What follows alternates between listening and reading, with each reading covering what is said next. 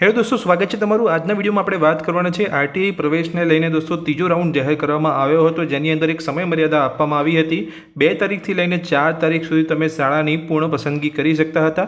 હવે તેનું પરિણામ વેબસાઇટ પર અહીંયા આરટીઆઈ દ્વારા મૂકી દેવામાં આવ્યું છે। તમે પરિણામ કેવી રીતે ચેક કરી શકો છો, વેબસાઇટ પર જઈને એડમિટ કાર્ડ કેવી રીતે ડાઉનલોડ કરી શકો છો અને કઈ તારીખ સુધી તમારે એડમિટ કાર્ડ ડાઉનલોડ કરીને શાળાની અંદર પ્રવેશ મેળવી લેવાનો છે તે વિશેની સંપૂર્ણ માહિતી તમને આ વિડીયોમાં હું આપવાનો છું। જો તમે ચેનલ પર નવા છો અને આ રીતની અપડેટ મેળવવા માંગતા હોય તો ચેનલને સબસ્ક્રાઇબ કરી રાખજો। ચલો વિડીયોની શરૂઆત કરીને જાણીએ કે જે આરટીઆઈ દ્વારા જે અહીંયા ત્રીજા રાઉન્ડનું પરિણામ જાહેર કરવામાં આવ્યું છે તેની અંદર તમે એડમિટ કાર્ડ કઈ તારીખ સુધી ડાઉનલોડ કરીને પ્રવેશ મેળવી શકો છો। તો જેવું તમે આરટીઆઈ ગુજરાતની ઓફિશિયલ વેબસાઇટ અહીંયા ગૂગલમાં સર્ચ કરશો, તમે જોઈ શકો છો આરટીઆઈ ગુજરાત લખશો, તમને ઓફિશિયલ વેબસાઇટ અહીંયા જોવા મળશે।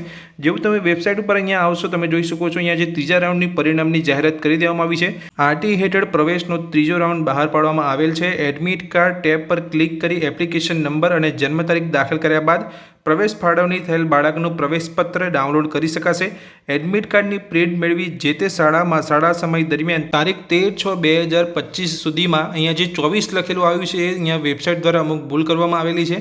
13/6/2025 સુધીમાં જરૂરી ડોક્યુમેન્ટ સાથે પ્રવેશ મેળવી લેવો, અન્યથા પ્રવેશ રદ થશે। ત્રીજા રાઉન્ડની અંદર જે પણ લોકોએ અહીંયા શાળાની જે પૂર્ણ પસંદગી કરી હતી અહીંયા પ્રવેશ મળ્યો છે કે નહીં એ તમે કેવી રીતે ચેક કરી શકો છો। તો ચેક કરવા માટે તમે નીચે જોઈ શકો છો અહીંયા આરટી 4 અહીંયા લિંક આપેલી છે, RT1 RT2 RT3 RT4 કોઈ પણ એક લિંક ઉપર તમારે અહીંયા ક્લિક કરવાનો છે કે તમને અહીંયા પ્રવેશ મળ્યો છે કે નહીં એ ચેક કરવા માટે। તો જો આપણે RT1 પર ક્લિક કરીશું તો તમારી પાસે અહીંયા તમારો જે એપ્લિકેશન નંબર હશે એ તમને પૂછવામાં આવશે અને તમારો જે જન્મ તારીખ હશે એ તમને અહીંયા પૂછવામાં આવશે। તો આપણે એપ્લિકેશન નંબર અને જન્મ તારીખ તમારે એન્ટર કરવાની છે અને સબમિટના બટન પર ક્લિક કરવાનું છે।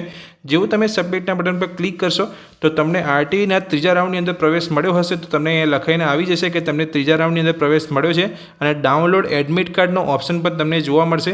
અને જો તમને ત્રીજા રાઉન્ડની અંદર પ્રવેશ નહીં મળ્યો હોય તો ત્યાં લખેલું હશે કે તમને આરટીઆઈના ત્રીજા રાઉન્ડની અંદર પ્રવેશ નથી મળ્યો, તમે અહીંયા એડમિટ કાર્ડ ડાઉનલોડ નહીં કરી શકો।